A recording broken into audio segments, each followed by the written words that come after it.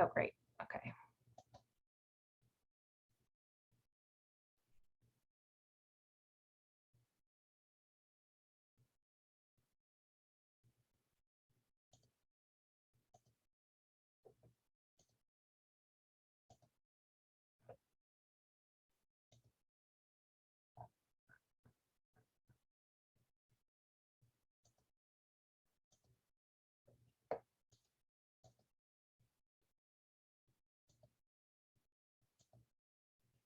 Okay, can everybody see the presentation?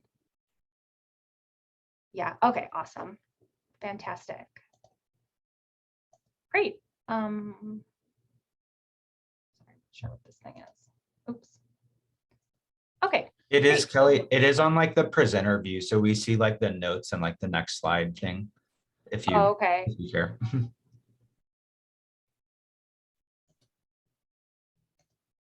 Sorry, let me just see.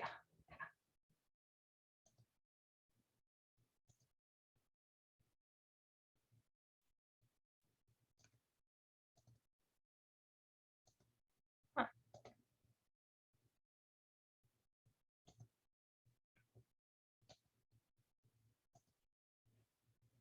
Hold on, let me try to stop I'm going to stop sharing and reshare.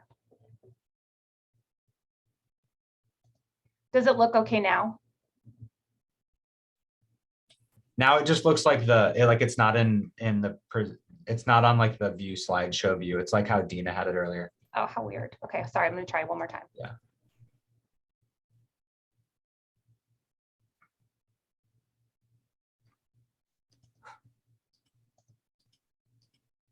How's that? That looks good. Okay, awesome. Okay, well, thanks for everybody for joining again today. My name is Kelly Heath. I'm the Director of Study Abroad in the Office of Study Abroad here at Webster. And thanks for joining us. We're doing a whole day of study abroad information sessions and activities. So this is our spring 2022 virtual study abroad fair. So we do have a number of sessions going on that have already happened, further ones that are going on throughout the rest of the day. The next one that's coming up, just to mention that, is at noon, and that's going to be our Study Abroad 101. So that's a half an hour session, kind of an overview of study abroad, all the nuts and bolts, really, essential things that we think that students need to know as they start their planning. And of course, with that, we always like to really cater it to the attendees' interests and needs and have plenty of time for questions. So we'll be doing that at noon, and then another one of those at 4 p.m. And we do have some sessions too in the afternoon that focus on some of our international partner and exchange programs as well. So please feel free to check those out.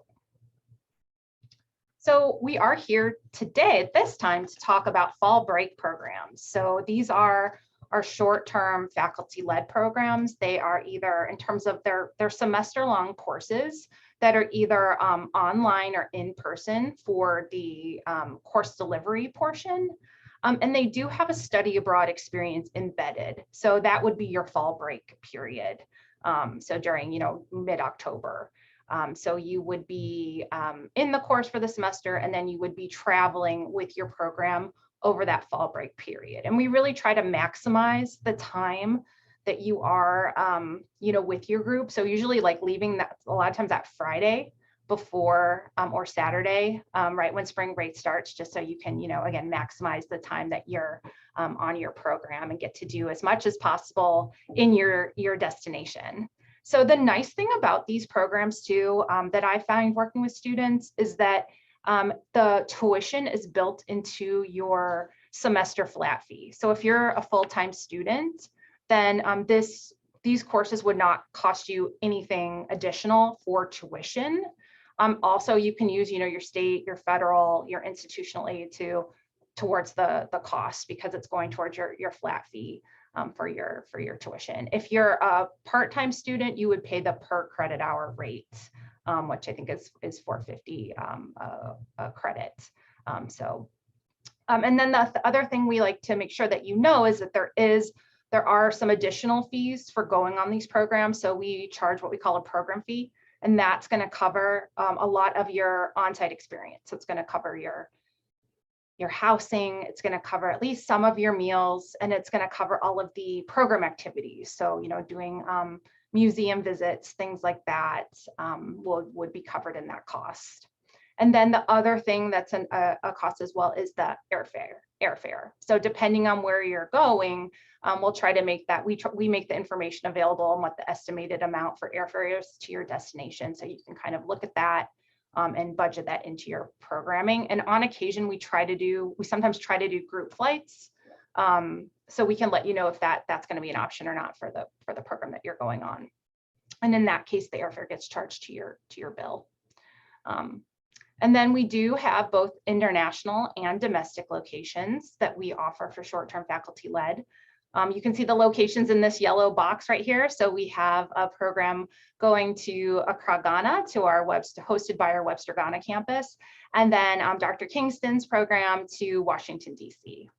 And so all the programs we have for fall break are at the undergraduate level. We do sometimes offer courses that count at the graduate level or count for both, but these ones specifically are targeted at the undergraduate level.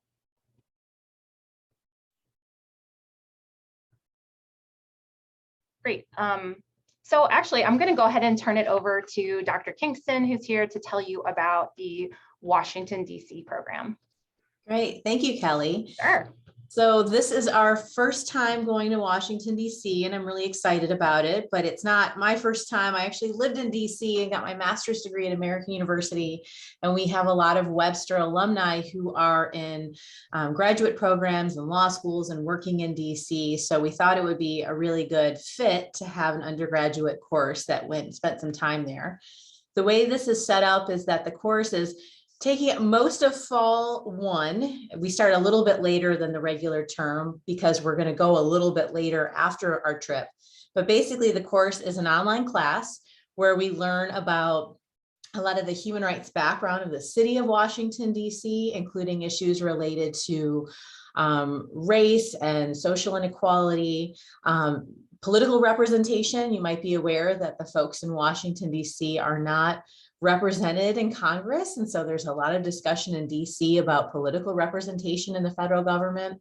So we're going to get a kind of a better sense of DC and how it fits in with a lot of these conversations. And then during fall break, we're going to actually travel there and just do our best to take advantage of the resources available to us in Washington. So that includes going to a lot of museums to get a sense of human rights issues in the US, but also around the world. We're going to meet with experts who are working with various nonprofits and the US federal government to talk about issues. And we have a lot of great connections. So for example, right now at the US Holocaust Memorial Museum, just 3 days ago, I think the US Secretary of State formally acknowledged what's happening in Myanmar as a genocide. And he made this announcement at the museum because they're hosting an exhibit called Burma's Path to Genocide. It's this amazing documentary photographer exhibit. And the person who took all those pictures, the photographer, his name is Greg Constantine. He has been to Webster. He's done some amazing work with us, and he'll be speaking with the course. And so we have these great connections where not only are we going to museums, but we're talking to the people who made these things possible and who know so much about the topics we're covering. So talking about Indigenous rights at the Museum of the American Indian, we're going to be at the Holocaust Museum. We're going to talk about racial inequality, going to a couple of different sites in DC related to that. And I think it's a great opportunity for people who think that they want to get into some of these lines of work to do some networking. You're going to have some time on your own if you want to make appointments with elected officials, or if you want to go and have an informational interview with someone. We're going to be really open to that. We're going to stay centrally located in DC, so it's easy to hop on and off the metro and go where you need to go. And I just think it's a really good introduction to DC if you haven't spent time there, because there's a lot. We're not going to cover everything, but I think it's going to be a really good introduction with a lot of experts who are very open to telling you about their experiences and to learning more about you.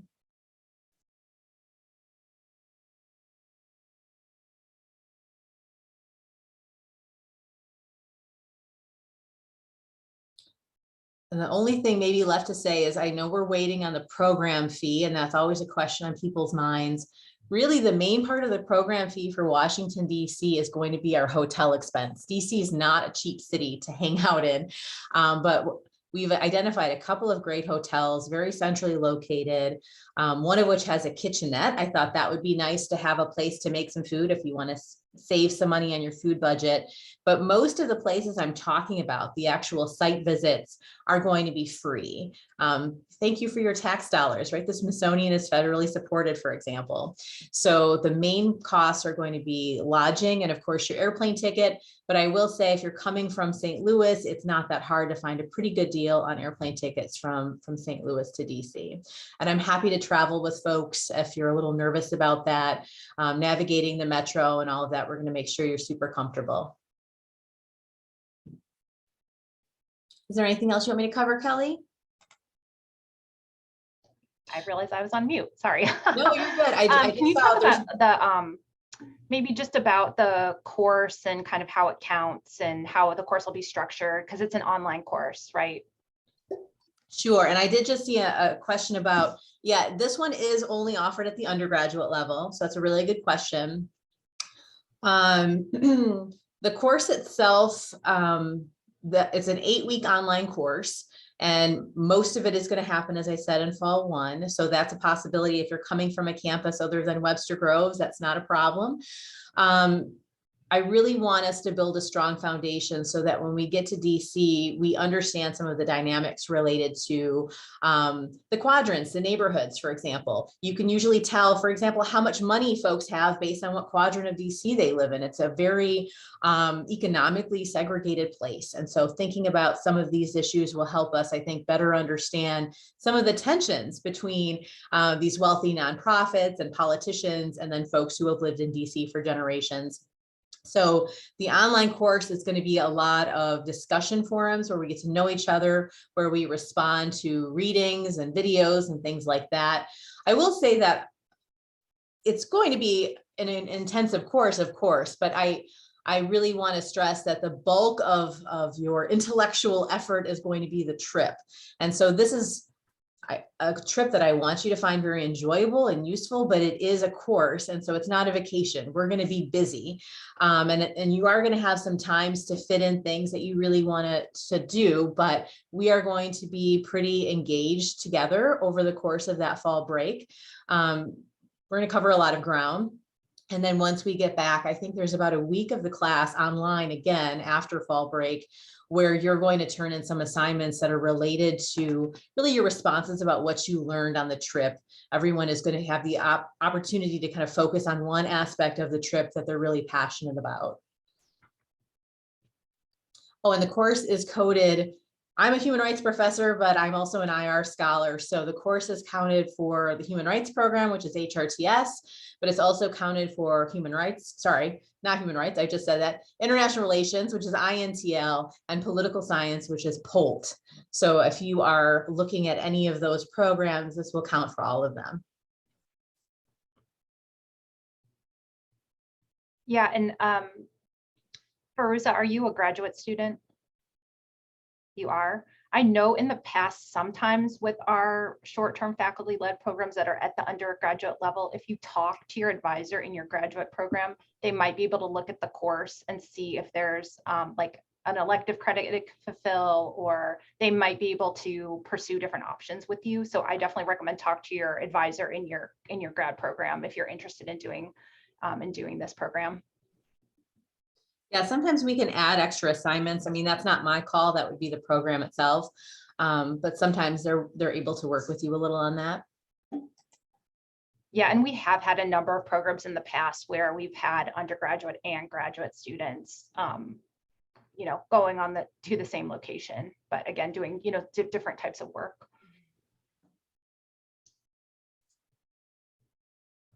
Great. Does anybody have any other questions?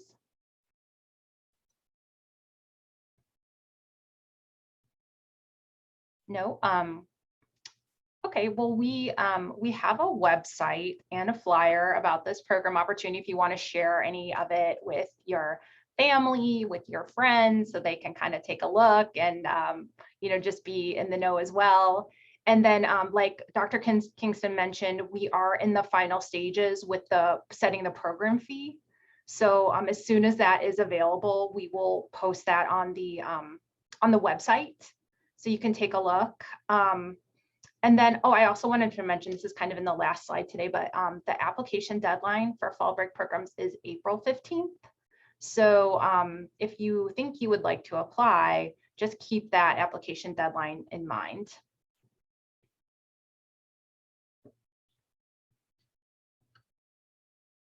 Great. Wonderful. Okay, anything else, Lindsay? No? Okay. I will put my email in the chat if anybody has questions and they want to follow up afterward. Perfect.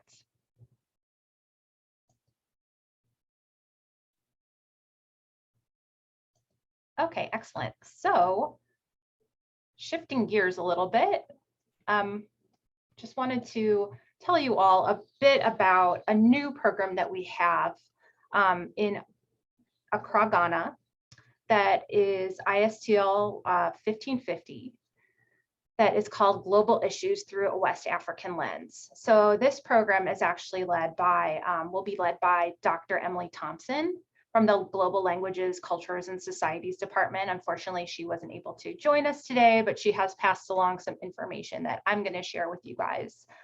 So this is, a really unique opportunity to be able to get to go to Ghana, doing so over fall break, traveling with a group from Webster, of course, like we do with all of these programs. This program was specifically kind of designed with the Webster Honors Program and its students in mind, but it is by no means limited to students in that program. Anybody who is interested in this topic, who would like to go, is more than welcome to join. So it's really an opportunity to learn about West Africa through a specific lens that will really allow you to engage with the cultures of West Africa, especially with an in-depth look at Ghana in particular, kind of as a case study. And of course, with this program, you're going to be on site in Ghana. So, talking with local experts, also sharing quite a bit of time in class with students at the Ghana campus and sort of learning about their views and their perceptions on particular global issues. So this particular course focuses on, so it's hybrid. So this is a little bit different than DC because you guys will actually be meeting in person during the fall semester. So the course is going to meet Monday, Wednesdays, and Fridays at 9 a.m. So you will actually be meeting in class. And then of course, traveling over the fall break. So the course really focuses on three major areas of global concern. So those three areas are food justice, the politics of health, and also sustainability. So you're going to look at those just at first as global issues, and sort of look at sort of the international response to those issues just around the world, of course, from the US perspective. But then what you're going to be doing in Ghana is specifically looking at the West African perspective and the Ghanaian perspective. So you're really going to look at a number of issues sort of impacting Ghana, and then kind of looking at the globalization piece. How do those affect others around the world and us here in the US as well? So it's a good chance to develop your intercultural competence. You're going to have a lot of opportunities to practice cross-cultural communication, cross-cultural skills. Of course, you're going to learn about Ghana before you go there. So you can be, well-versed in the history and the culture of the country before you go. And then again, an important component is really going to be connecting with our Webster Ghana campus, with our students there, with our faculty there, with our staff members there. So this is a chance to discover one of the fastest growing economies in Africa, and a regional information technology hub. So it gives you a chance to really think about what role will West Africa play in the rapidly changing global politics. And so just some more specifics about the program. So again, the course is ISTL 1550. It does count for 3 credits. Again, it has the times that the course is going to be taught in person at the Webster Groves campus. We are oh, sorry, what was I gonna say? Oh, I did just hear that the course has not been added into the fall course schedule yet. So you might not see it there if you're looking for it, but I have received confirmation that these are the times that it's going to be offered. So if you want to include it in your planning for the fall semester. Again, it is a program that was designed with the GLIC Honors program in mind, because it will help students to make progress towards the transnational project requirements. But it also counts for the global studies major. If any of you guys are considering that particular major, it does fulfill that a requirement for that particular major. But again, it's open not just to honor students, any student who would like to go. So you are going to do visits related to the course topics. You're going to hear from local experts. And again, you're going to have those joint class sessions with students from and discussions with students from the Ghana campus. So just in terms of the course content, I'm just going to read a part of the course description just to kind of provide a little bit more information on sort of what you're going to focus on when you're in West Africa, when you're in Ghana. So you're going to study how global foodways threaten local cultural traditions. You're going to study what the impact of the Green Revolution has been for this region. You're going to also look at what world demand for chocolate means for cocoa production. And you're going to look at Ghana's Nutrition Improvement Project. And then you're also going to look on the topic of global health. You're going to look at sort of the Ghanaian rollout of COVID-19 vaccines and the obstacles that were encountered throughout that process. And then you're going to look at some different local environmental threats. So one of them is in particular the electronic dump at Ogbog Bloshi. And that's actually the picture that's on the top there is from that dump, which focuses on electronics. That's where they're taken and disposed of. So you're going to just learn about the environmental, economic, and health implications of that particular location. So those are just a few things to kind of illustrate the local learning that you're going to be doing. Again, I'm not an expert on this. I'm just conveying the information that I have on the program. So I hope this is helpful. We don't have the program fee set yet, but the last time that we ran a program that was similar to the Ghana campus, which was back in fall 2019, the cost of that program was around $1,800. So that amount has been included just as a point of comparison. That's tentative. We should know more about the actual program fee in the near future. And then you will stay at a hotel that's within walking distance of the campus. And of course, you'll be using the campus facilities, you know, the meeting rooms, the classrooms for the work that you do when you're on site. So you're going to have a very close connection with the Webster Ghana campus, and they will be helping to facilitate, you know, all of your group visits, all of your cultural excursions, things like that. So you'll be working really closely with the campus on that, which will be, I think, a really rewarding experience. So I think those were the main things in terms of the key points. This is a new program, so some of the information is still being finalized and developed. So if you are interested, I recommend, you know, we don't have a web page or a flyer for this program yet, but that should be become available very soon in the next week or so. And just more information will be coming available again very, very soon. If you do have any questions, I recommend you can reach out to me. You can reach out to Emily Thompson as well. She's the faculty program leader. I have to look up her email. I don't have it right here with me, but I will put her email in the chat. But yeah, I don't know if anybody has any questions. I'll stop sharing my screen.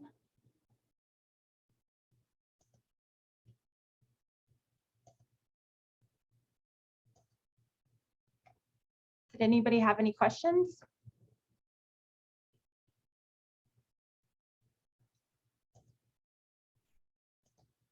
I don't see anyone coming through, and that's totally fine. Actually, I had a couple more things just to share before our session ends today. Again, that application deadline is April 15th. We may extend the deadline a little bit, but for right now, it's going to be April 15th. We'll kind of look and see where we are. We can take usually, we need a minimum of 8 students for a program to run. So we'll kind of look at where we are leading up to the 15th and see if we need to give it a little more time, extend the deadline or not. But I would say if you know you want to do that, one of these programs, just go ahead and get your application in by that date if you can. And then the eligibility criteria is just our general study abroad eligibility criteria, which is a 2.5 GPA. And then you have to have completed at least 1 semester at Webster. And then we also look at students' conduct standing, just to make sure you're in good standing. We do a check with the student conduct office here on that. And then, one other important thing is that there are scholarships available. So if you are, you really want to go, but you're concerned about, the cost, we know there are, like I mentioned, there are additional costs for the program fee, for airfare. We don't want those to be prohibitive. So make sure that you submit a study abroad scholarship application. We do have quite a bit of funding. There's 3 awards in particular that we give out for short-term faculty-led programs. The Tamashiro, the Next Century, and the Sphere Drip are the 3, but it's kind of a common application, so you can apply for all awards at the same time. You don't have to do multiple different applications or anything like that. So Kelly, I was just going to add, I'm not sure if there's a cap for the Ghana trip, but I know for DC, we have a limit of 15. Perfect. More than 15. So if you are sure you want to come, get your application in sooner rather than later. And, I know these are on the schedule for courses, but you do have to go through study abroad to apply. You can't just register for these classes on your own. Exactly, yes. So the courses should actually be, I think it's permission only or consent only. So if you try to register yourself, it won't let you, because what happens is you have to apply to study abroad and then actually study abroad, and the academic department that is hosting the program will actually take care of that registration for you. So thanks, Lindsay, that's a great point. And I just want to mention with the scholarships, the deadline is the same as the program application. So that's also April 15th. So if you have any questions, need help with your application, or want to know more about scholarships, feel free. I'm always available. I'll put my email in the chat too.